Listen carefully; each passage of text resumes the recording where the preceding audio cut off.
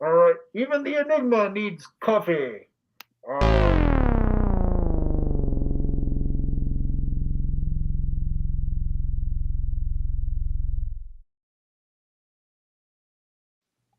Oh, this is COFOH Live Undead. I am your host, Daniel whoa. Soldier, and I am joined by the amazing The Enigma. Oh!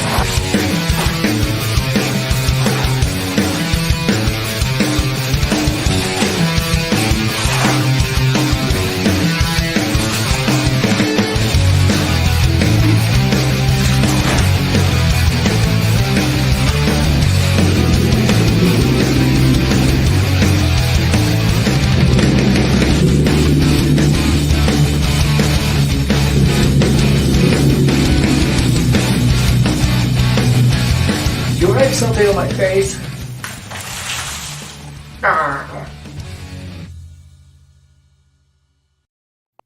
Oh my gosh. Whoa! Enigma.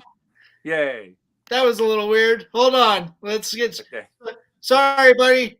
We're bringing you in a little bit later. That's There we fine. are. There we go. There we are. Now technical difficulties. You know, Enigma, how are you? I'm doing great. There's a lot going on. I hope you can catch it all. Shows and events and comics and all kinds of stuff. So yeah, here it is. This is it. The focal point. That's This is right. what we got. So tune in and I don't know, keep up, right? Tune in and keep up. Yeah. With COVID happening, you focused a lot on tattooing at Tattooiji in Sydney, Nebraska. Yep. Ooh. I know. Wow. I don't know if you can see it. It's like too much glare. That screen, huh? What the what? The business cards fit for that screen. I know, right? Right. This is an appointment card, so you can just there's the appointment. You write it down, and then Nice. Well, and for everybody that's watching too, the Tattooiji website is scrolling down below, along with the Enigma Live. If you want to book your own live event featuring the Enigma, the Blue Marble. Yup. Yep. And then of course, the main reason we're all here is we've got a fun Kickstarter for your own kids comic book. Yup. Yeah, kids. I mean, kids need this kind of stuff. It's just if it inspires anybody at all, even just one person gets inspired by it, then it's worth it. Yeah. We're giving some away to a charity, and it's important. I mean, people need to know what bullying is all about. I mean, most people, adults, know because they watch news and they can see the bullying with politically and morally and ethically, and there's a lot of bullying going on there with that. Lots of lies, lots of baloney. And so parents are they're supposed to be used to it, but when they get older, they're still not used to being bullied all the time, but they still get bullied. So bullying is kind of important, not just for kids but adults too. So Yeah, I mean, it's a topic, especially when you're growing up. It really needs to be addressed because it can have really traumatic, long-standing, repercussions. Yeah, you could end up looking like this. So yeah, so I mean, what? Well, and to that point, like tattooing's a little bit like a body armor for you. Yeah, I mean, I'll never forget. I went back to see my sixth grade teacher with my best friend from second grade, and at the time I was just a little bit I don't know, punk, whatever, long hair and a big old safety pin through my ear and whatnot, and by today's standards. Yeah, it was nothing like anyway today, but he was like, yeah, a lot of people, they it's like a self-protection, if you can shock somebody by your look, then maybe they won't pick on you. So you know, I remember being in class in high school, and I used to cut myself up with a piece of glass or a razor or whatever, just, and you know, I was suffering from severe depression at the time, and the kids, you know, like they left me alone after that. You know, like if you if you're a little bit throw a little suicidal in there, in the homicidal there, and you got you got yourself a good mix, you know. So Yeah. yeah, I think it's good to, you know, say, hey kids, yeah, there's bullying, you know, it's there, and that you're not alone, you know. There's this Right. going on all around you Right. all the time, you know, even with adults, Yeah. and hopefully they see through all that and don't fall into some sort of a depression or a trap hole or anything, and can find their way out, hopefully using creative methods. I mean, how much Yeah. cooler could it be if the world's that much more colorful, huh? Yeah. Yes. Yes. Yeah. Well, and that's the fun thing about like creative problem solving. When we sat down to do the comic, I wrote the script. It loosely ties into the Stanley Kaiju universe that Elise and I have been building. Which Enigma, you're a character in that. Uh, Yay. yeah, you have your own circus, and then one of the stops, I think it was like a little Kansas town or something. Um, you go on, you make friends with this little boy who's having some issues, and in this small town dealing with bullies, and how to address that without like one resulting going into a lot of things like violence and stuff, but then realizing that even bullies have bullies, Yeah. and in this case in the form of like Wasp Pinchman, Yeah. and then things go absolutely bonkers. And we'll have Joe Blablazo pop in a little bit later. He's the artist that has been able to visually manifest this fun and ridiculous script that we've concocted.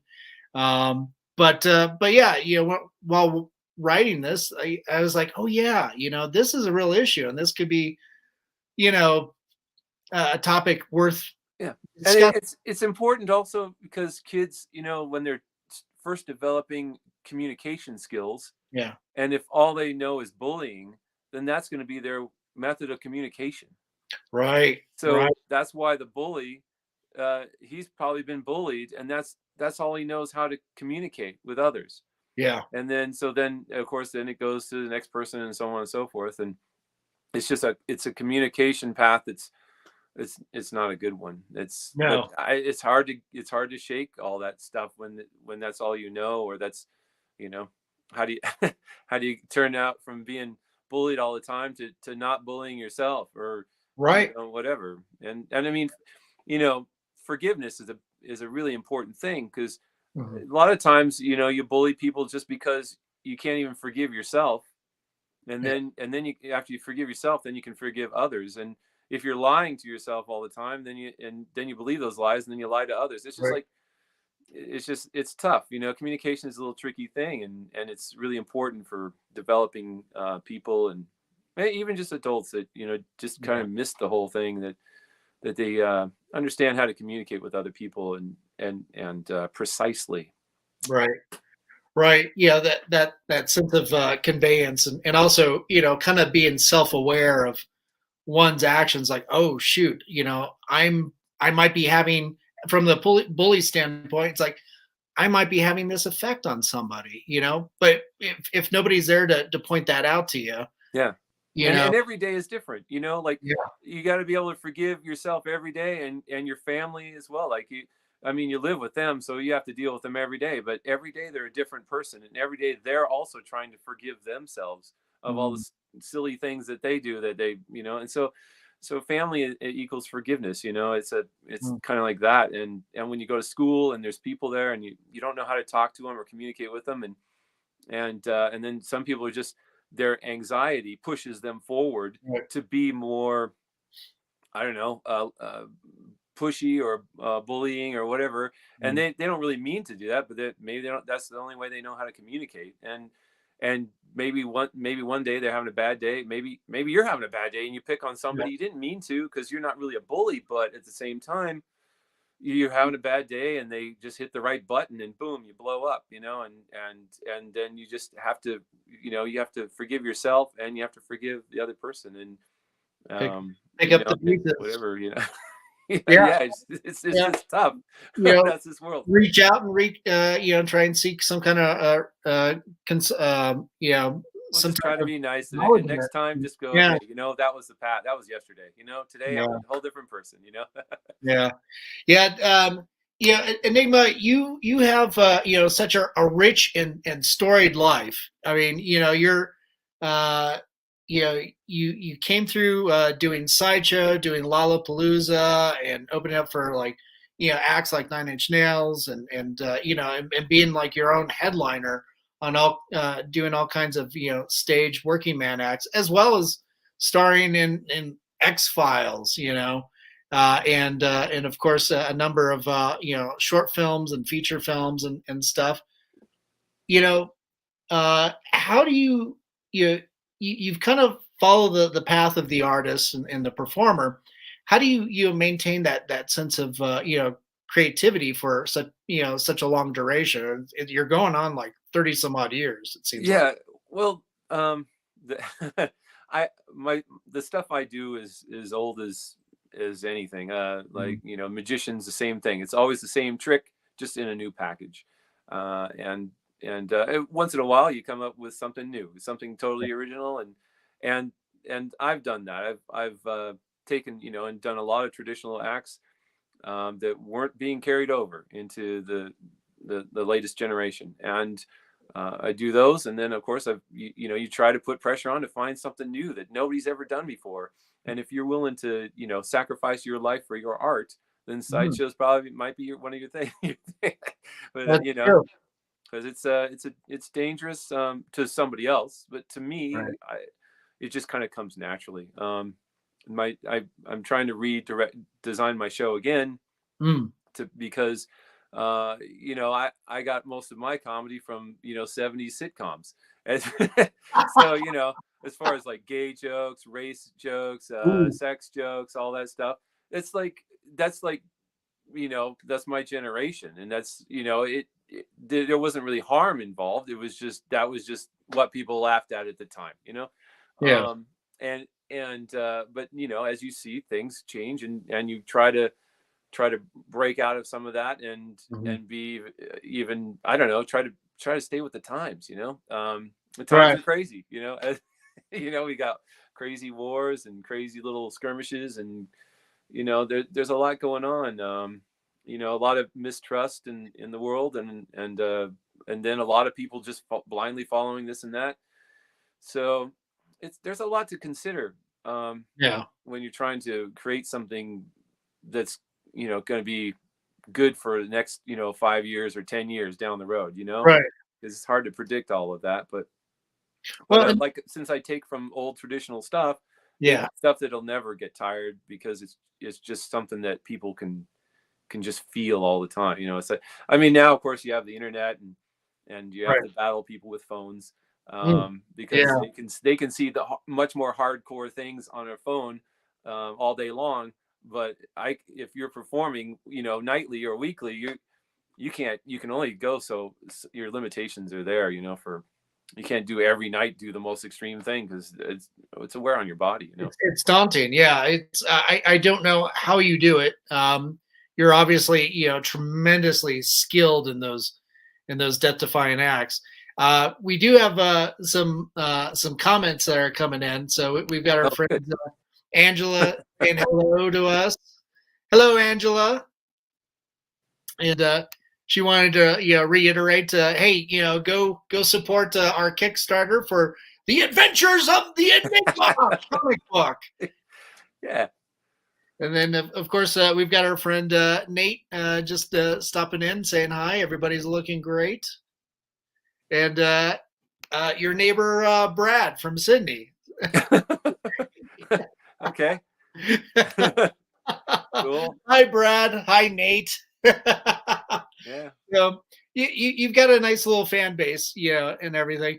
the you know with your stage performance, and also the body modification. I mean, you're a walking, talking superhero. Yeah, I mean, I'm just a guy, but at the same time, that I'm real. I'm not just Mhm. a weekend Halloween costume. This is my life, and Yeah.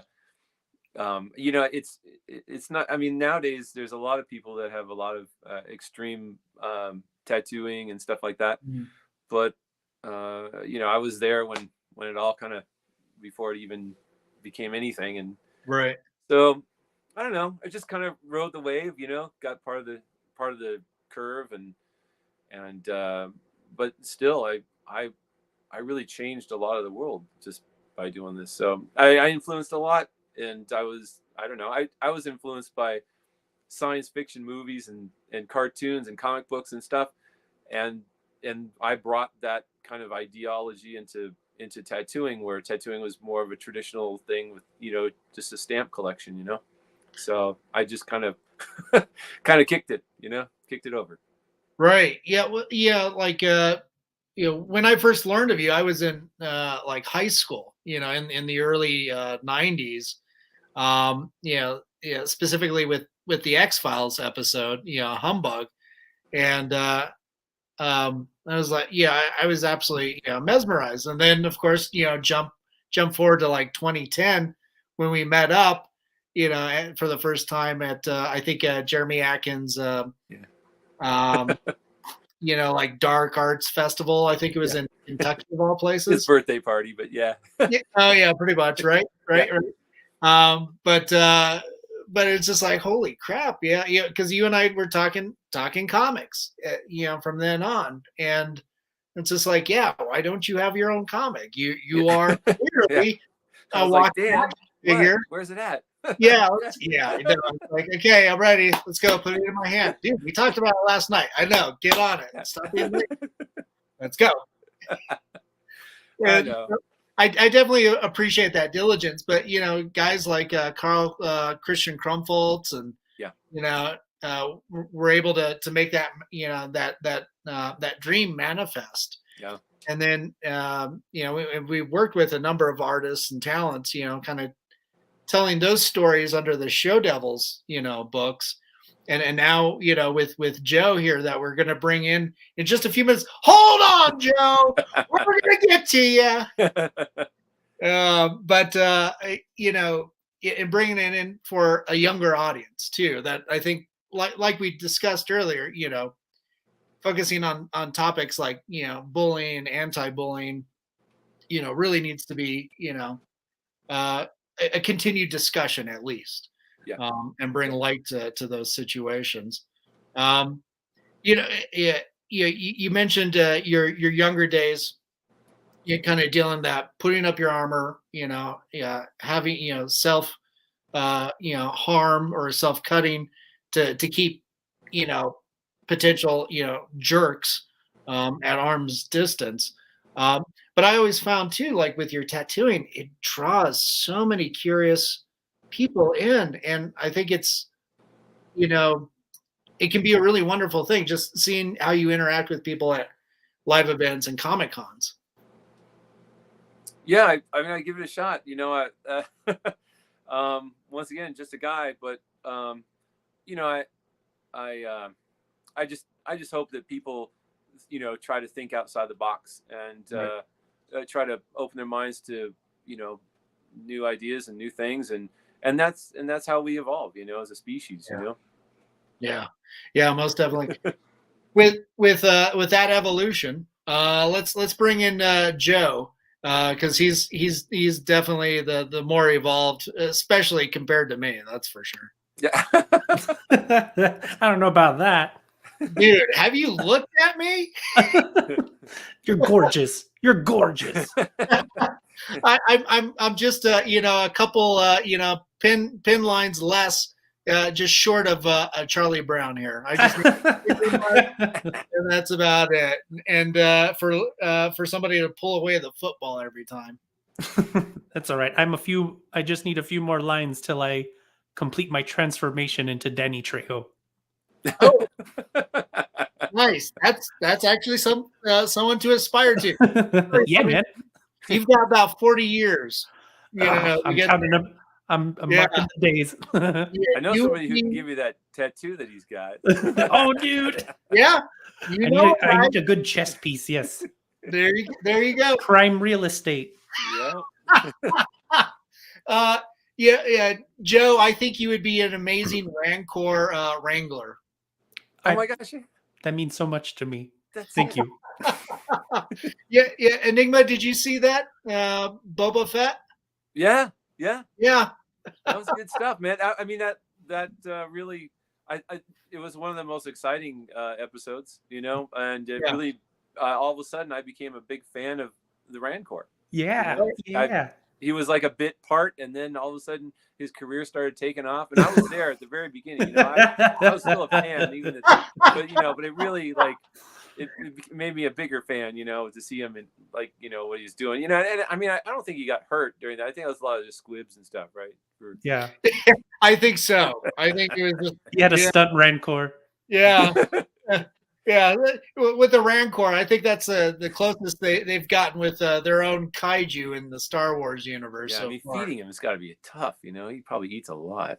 Oh, I think that's a lot of Purina. And I mean, to balance that out, get a show. Oh, yeah, you got to hide medicine in the food. Yeah, that's the whole next season is just Boba trying to find stuff to feed the Rancor. Yeah.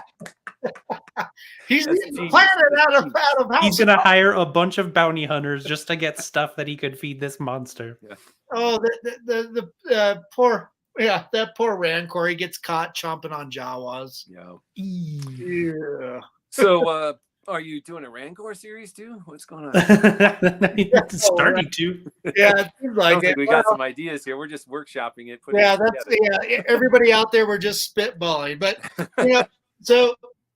Joe here is the visual mastermind behind the Adventures of the Enigma, the new comic book that's available through Kickstarter. The link is scrolling down below, so take a screenshot and copy and paste. Angela was nice enough to post a shortened link in the comment section. And so after this broadcast, please, make sure you go and pledge. We greatly love you and support you. And we've got some wonderful incentives like the Enigma mask, so you too can be Enigma for Halloween or any. Ooh. Why be it just for Halloween? Yeah, get yours today. Whoa. Wait, so what? I know. It's like you're in two different places at the same time.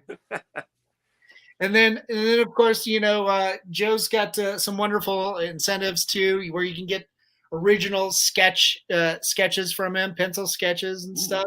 Mm-hmm. And then I think tomorrow I'm going to be announcing another stretch goal incentive. So be on the lookout for that. I can tell you now, it's a surprise, and hopefully it'll be good and silly. Nice. Yeah.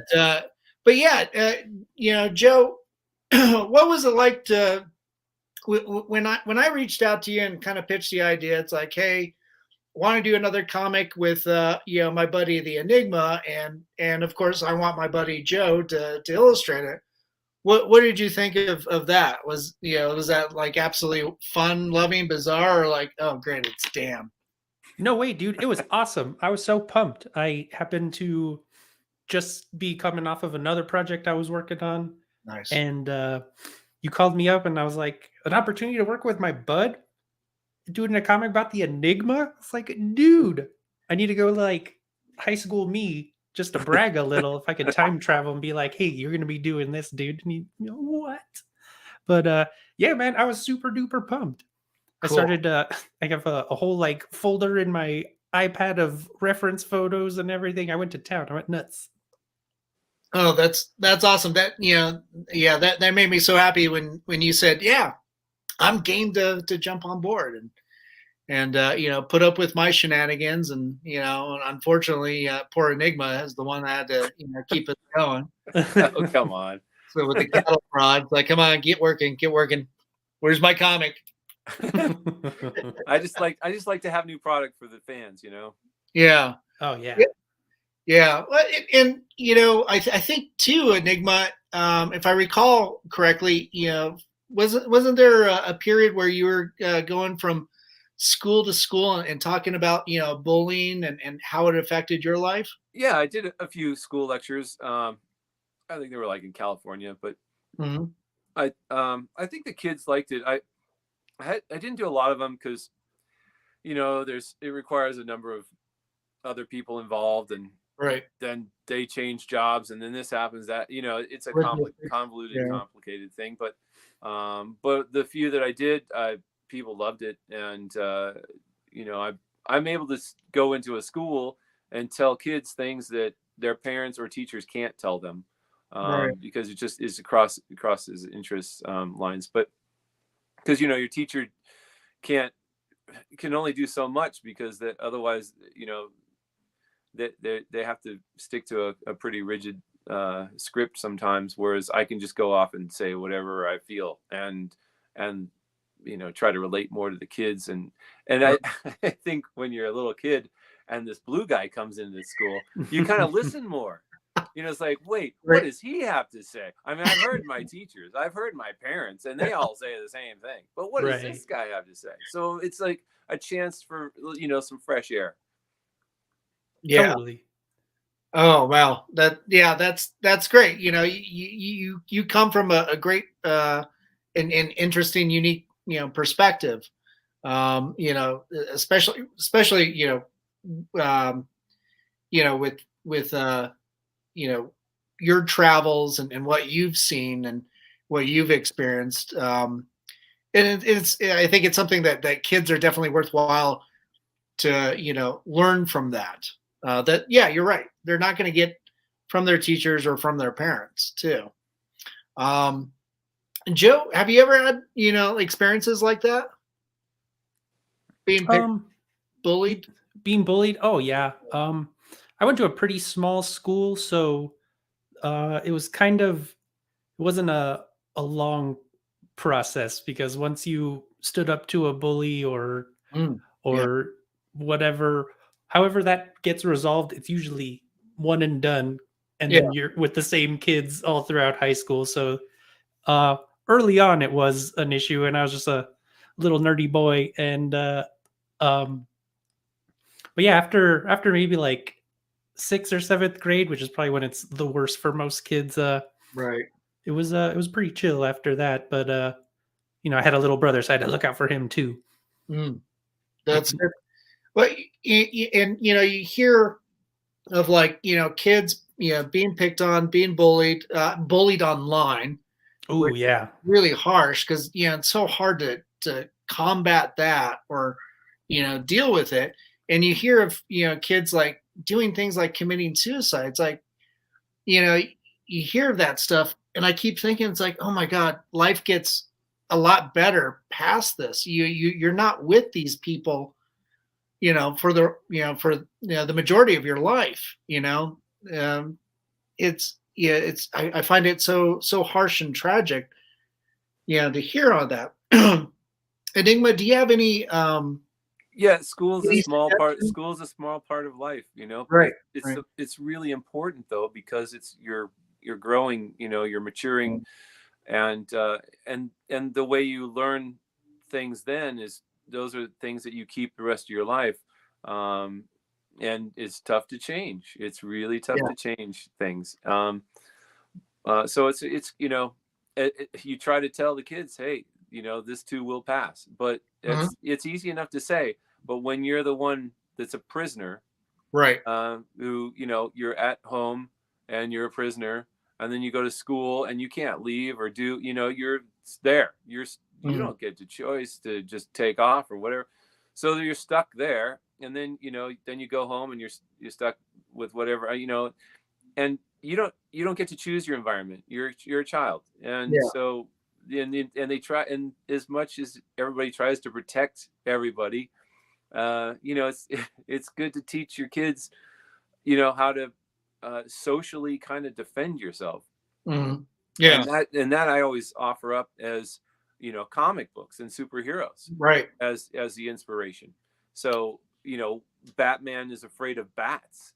So what does he takes his fear and he uses that and becomes that. And so that because because he's the bat now, then he can't fear anything because he is his own fear. So he's Yeah. no, you know, everybody else has to fear him then instead, which, you know, and I mean, certainly you don't want people then to like bully, you know, each other because they, you know, took on something that, you know, now they want to be the bad guy. But at the same time, you want them to have some sort of a social shield, you know, like you want to help your friends. I mean, when you ask kids, you know, hey, who wants to be a superhero? And it was superhero powers, and they all raise their hand, and you say, well, what is the first thing a superhero does? He listens for the cry for help. And Mm. that cry for help is your classmates when they're getting, you know, like chided even, Yeah. or bullied, and you go and you know that this is happening. You go over there and you become the superhero and say, hey, don't listen to what that guy has to say. I think you're great, man. You know, let's hang Yeah. out, or, you know, or something like that. Now all of a sudden, you know, you can become friends with everyone. And if you want to find out who's in trouble the most in your school, you know, you have a network of people. Hey, how's everybody doing? You know, you talk to Yeah. everybody. You don't just talk to just your little friends, your little clique or whatever. No, you go outside the box and you say, you know, hey, I'm going to make everybody be friends with everybody. And you just go and support everybody. And if somebody says something negative, you say, don't listen to that guy. You know, you're great. Don't worry about it. You know, just keep doing what you're doing. You know, we all eventually grow up here and we Yeah. all become something special and amazing. So don't let some little word or something like that, you know, affect you. But you know, when you're a kid, you don't know all this stuff. Right. Your heart is open, and any little thing you say, it just goes right on in because you have no shield to protect your heart, you know. And that's what it's all about, man. Yeah. Social shield, not physical fighting shield. No, Right. it's a social shield, and that's ego, you know. Yeah. No, I love that. I love, you know, what you just described. I think that is a beautiful sentiment, and it just needs to be applied more often and on a more regular basis. The you know, getting back to the comic, you know, you know, working on like the Show Devils books, Enigma. You know, I always had like one solid foot in the world of horror, and you know, for this one, a little less so, right? You know, I figured the bully aspect that's horrible enough, and you know, then we had you know, the ridiculous henchmen that show up, and then it's just like, okay, kids, all bets are off now. You know, we've got these cartoonish punching bags, so you know, but uh, but with that, I'm curious to see where, you know, Enigma, you've read the script at least at one point. and Yes. you know, Joe, you're familiar with the story because you're illustrating it. Where would you like to see the adventures of the Enigma go past this book? I we could do Enigma in space. Oh, damn. Now you're just copying Leprechaun. The Adventures of the Enigma and his In the best hood. friend Rancor. I always thought that Enigma was a stand-in for Warwick Davis. Oh man. Well, that's interesting. Yeah, I could see that too. We might not be doing it right away in this, but you know, Enigma is also in Stanley Kaiju, so get ready for that, Enigma. Yeah, I don't know what the next step is. I think you know, once this is out and people read it, we'll get a little feel for what people think of it. See what the response You is. know, if they think it's perfect, and then we'll move on. Yeah. If they think it needs you know, another complimentary book, then maybe that'll happen too. Maybe Well- you just gotta kind of, feel it out. I think it's in the title, the adventures of the Enigma, So maybe Yeah. not just one. So, I think in my, the way I'm thinking, I would love to turn this into a series and continue the misadventures of the Enigma and see where it takes them around the world or in space. The Yeah. worlds. I mean, who knows? Maybe even time travel becomes possible. It is a Whoa. comic. You can do anything you like. Or the multiverse, the Enigma multiverse. Whoa. Yeah. The Council of Enigmas. Yeah. All Can't the wait to way see down. Alligator Enigma. Actually, that sounds really good. Yeah. I mean, I got me and then my friend here. There you go. And then you got your friend there, and then and then we got the little, we can have so You many got the enigmas. coffee drinking Enigma. Yeah. not? Oh, Yeah. I dribble. The number Enigma. 4 comic book. Enigma. I know. Yeah, it's all there. You got There's it. so You got many it. possibilities. Hey, we've got some more comments coming in. Brad chimed in again. He said that you did his son's tattoos, spaghetti and meatballs on a fork. Oh, Whoa. okay. That was I was like a year or more ago. It's a while back, but yeah, I did Nice. pretty good. Just the photos in my book at the shop. And of course, Nate came back. Yep, he's a big fan. Thanks. Angela thought the Charlie Brown analogy was pretty fun. Hi, Joe. Hi. And she went ahead and got the mask package. Woo. Thank you, Angela. Thank you so much. Thank will you. not be disappointed with your own variant Enigma. Yeah. Maybe yours will drink coffee better than mine. No. It looks like Brett chimed in. Brett's my partner with Colorado Festival of Horror. And let's see here. How are you all collaborating to do this book? Dan writes a page. Joe does the basic layout, and Enigma approves. That's pretty much how it works. Yeah.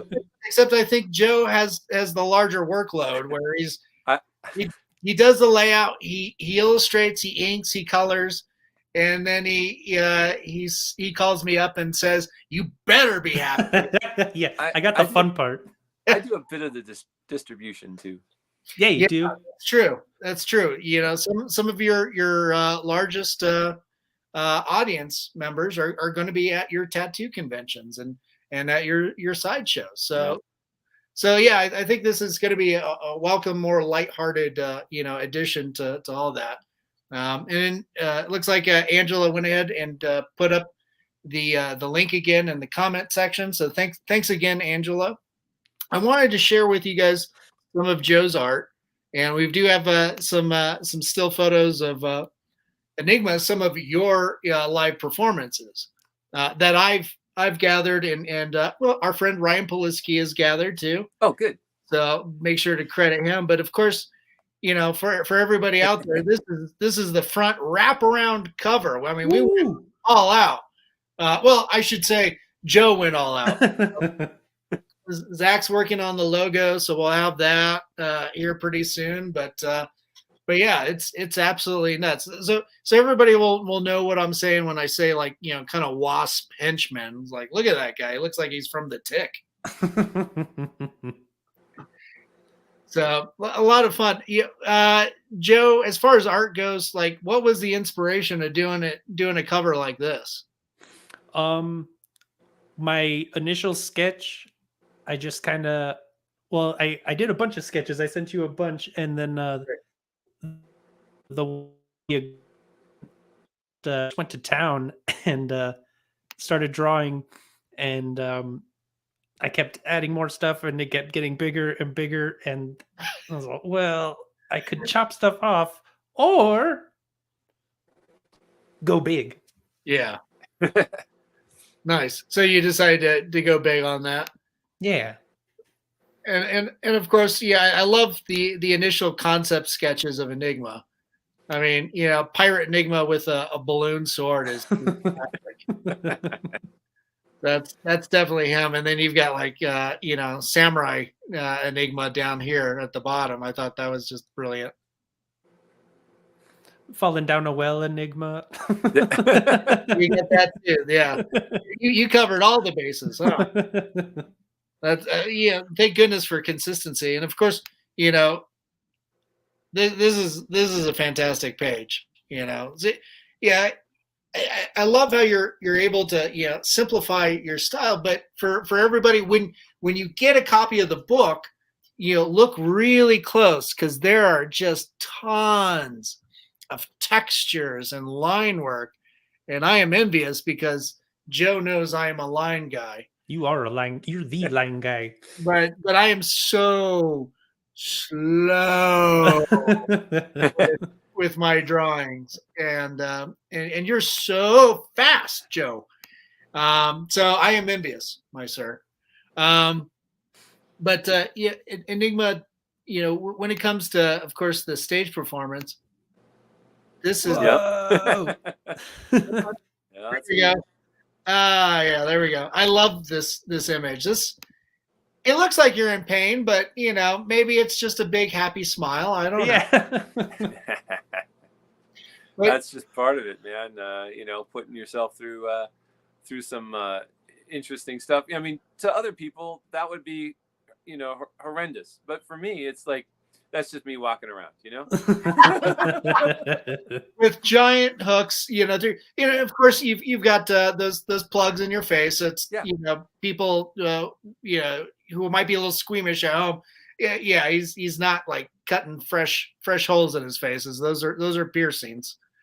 So there's just not enough time in the show to do the fresh piercings and everything else too. Not enough time. Yeah. So you got to just do the prefab. Right. Yeah. But, one of the fun things about like seeing a live show with you, Enigma, is on stage you're incredibly commanding. You command the audience. You get everybody riled up and involved and intrigued as to what comes next. But my favorite part is watching the audience reactions when you do things like putting tubes into your body. Obviously that what we just depicted too. But there is one go-to person. I'm going to call him out because he's a good friend of ours. But Jim Norris, whenever you performed at like Three Kings and stuff, I would my eye turns to him as soon as you start inserting tubes into your body. He just has this gag reflex that is priceless. And I just sit there and have a good chuckle and applaud him. Oh yeah, yep. It's great. Yeah, interaction with stage performance and audience performance. Yeah. Yes. Yeah. I mean, it's one of those kind of feel good freak shows, Yeah. Have you, Enigma, in your travels, performing on stage, have you ever ran across like an extreme response like that, or anything? Oh well, a falling ovation. Yeah, I mean, it was pretty typical back in the '90s. Yeah. Now not as much, but because I do it so smoothly and make it so palatable. Before, back in the day, you'd have we'd be on stage, we'd act like it was hard to do or right. Difficult, and I mean it that a little bit of acting on some people's behalf more than others on stage, but the way I do my show is I make it look so easy and smooth that I don't have as many falling ovations or anything like that. Yeah. It's just kind of like you can act it up and make it seem like it's really horrifying.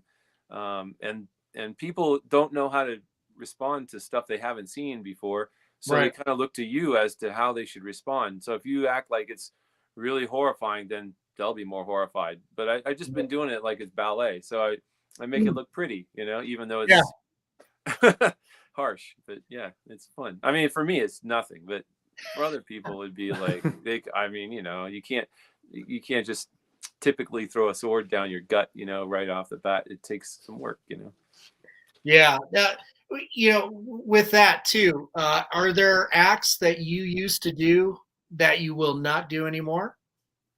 Yeah, there's some acts that I mean, eating glass light bulbs is really tough on your fillings. And eating bugs, it's just really small. So doesn't really convey very well to a larger crowd. Right. Not easily. And what else? I don't know.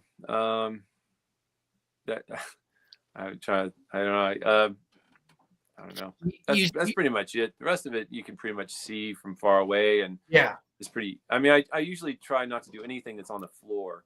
So no beds of nails, no broken glass, no all that stuff. It's if you can't, the stage has to be a certain height and everything else like that in order to be able to see what's going on. Right. I like try to do everything from the waist up, that people can see. Yeah, and recently, at least the last live show that I saw you do, you were doing all these costume changes and becoming like different characters. Always the Enigma, but in a different delivery and package. Yep. Yes. I it's good for photos. Like I bring in the same kind of stunts all the time to the table, and it's just how you dress them, like a magician doing it, same trick but just in a different way, and for not just because the act is a little bit even weirder and maybe a little disjointed at first. It's by changing costumes and stuff, then you take photos of that, those photos get passed around, everybody goes, oh, it's a new show, and then bam, more people come to see the show. So it's for the benefit of the promoters and things like that. And then I also I I just like doing things that are, I don't know, not what you'd expect, Right. And people, oh, the Enigma, he's gonna do something hardcore, and here I do something goofy and funny, and they're just like, what's going on here? What? I mean, so they don't. I mean, I don't do the show for the approval of the audience. I do the show because I think it's cool. You just get lucky enough to have a chance to see me perform, and you will at the Colorado Festival of Horror. They're the COFOH. And I think. I mean, did you get the answer on that, Dan? You were doing the research. What's going on? Yeah. No, we have yet to announce you, and but I've already put it on my website. Just sorry, I had a chance. I did it. So well, yeah, I'm sure Brett's watching. He was one that chimed in. So I'm sure. Brett. I guess we gotta hurry up and announce this guy. He can't keep secrets under his lid. I'm doing a really strange show this summer. It's the Jigsaw Puzzle International Convention. Right. So that's kind of odd. Yeah, I mean, here's all these people, and they love jigsaw puzzles and around the world. And where's that? That's in July in Vegas at nice. One of those convention center buildings that they have, and so that's going to be something because there'll be people of all ages that have never seen anything like me, or they're not the hard edge crowd at all. It's all the not instead of the black leather club, it's the black sweater club, so and so it's going to be interesting to see what kind of I mean, I'm sure it'll be people just they won't know what to think. They're going to be like, what's that this? Sounds so fun. Yeah, it'll be great because it's good to get out of your venues, the normal, typical place that you do something, and do it somewhere else, and all of a sudden, it's miraculous again, So yeah, that sounds like such a fun time. And you've got a couple shows coming up, here in Colorado. I think you've got one coming up like the 9th or the 10th of April. The 9th at Fritzy's, which is it's a new place, I guess, and so it'll be quite something because I'll be mixing old and new styles of my show coming up here, and I'll definitely be keeping an edge because it is a bar. And then the next shows I got are at the end. It's like May 30th, April 30th, May 1st, and that's at the Colorado Springs Convention Center or something like that. And then there's another show in Victor, Colorado, which nice in middle of nowhere, but it's a beautiful spot. Yeah, it's the Monarch, right? Yeah, and so they got a little show, the Gem and gentleman mineral show, and so that'll be fun to do. Yeah. Those shows are just kind of like experimental shows. I can Right. pretty much do anything, and just it's my chance to experiment on myself and the audience and whatnot. So then the jigsaw puzzle one, I'll have to be probably a little bit more conservative. I don't know. We'll see what I can get away with or not. General audience and all. Well, how else do you make a puzzle without cutting something? Exactly. There you go. Cutting out a place in their heart. There you go. For the Enigma. You don't mind if I have a little piece of your heart? Oh, there you go. It's so lean. Yeah. Nice. Chewy. Oh, that's awesome. I'm glad that Enigma, you're able to get back out into the world, and of course, you're doing the tattooing at Tattooiji in Sydney, Nebraska. So for everybody out there, make sure to book your appointment and get it tattooed by me. Yeah. Isn't that right, young Danny Trejo? The spots fill up fast, I'm sure. Yeah. Brett did chime in. It looks like, yes, the Enigma will be making his appearance at Colorado as our guest, and he will be performing. Oh, and by the way, Brett, I did get the approval that he can use a chainsaw outside. Ho, ho, ho! Yep, we'll be doing a little trimming out there. Yeah. You'll need it in the fall coming up. We'll just call you Edward Chainsaw Hands. It'll be when I come and stop by at your place there, Dan, and trim. That's true. Yeah. That's true. Enigma did come by to trim our trees in November. Thank you, by the way. Of course, come on. Oh man. So I can't wait to see what the future holds. And Enigma, Joe, excuse me. Thank you for coming on to the show. It's always such a great pleasure to chat with you and to be in the presence of such amazing creativity and such big hearts too. So it's always very sweet and endearing. Depending on the day. Well, I don't call you on Sundays. That's your sleep-in day. Well, yeah. Well, Tuesday. That's my Sunday. Oh, so Tuesday, your Sundays now. Today's my day off, so that's good. 4 days on, 3 days off. But for everybody out there that tuned in, please, if you can, we'd love for you to go to the Kickstarter link and support the adventures of the Enigma comic book.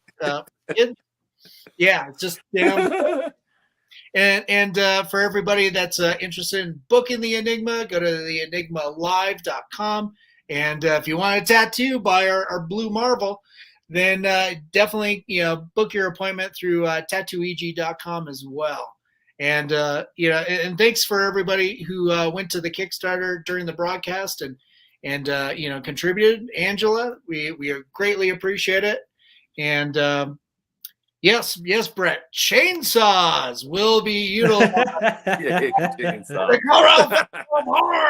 Make that a shirt. Yeah, we need to make that a shirt. Joe, get on it.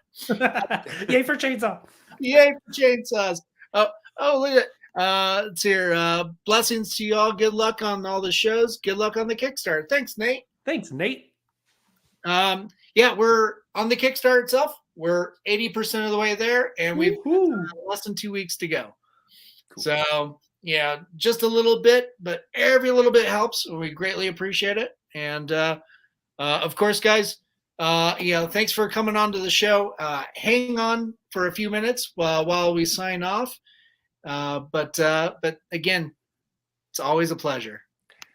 Yes. Thank you so much, Dan. Our Stan Lee Crozier. Oh, Dan dear. the Stan. No, that's too high of a benchmark. I'm best utilized as the busboy. And to everybody out there that tuned in, thanks so much for your love and support. And of course, to our friends at Mutiny Information Cafe, if you're going to start a revolution, make sure it's caffeinated and to our friends at Hellfire Entertainment. Thanks for rebroadcasting us on your social media. And to Groovy TV. Groovy, we love you and we miss you, but we carry on in your creative stead. And of course, to Alien Donut Films, our sponsor, to Bill and Angela out there, thanks so much for your support. And to our producers, Stefan Santa Cruz and Amanda Armstrong. Thanks, guys. And with that, have a good night. Everybody, take care of each other. Look out for each other during these tough times. And remember, we love you. Oh!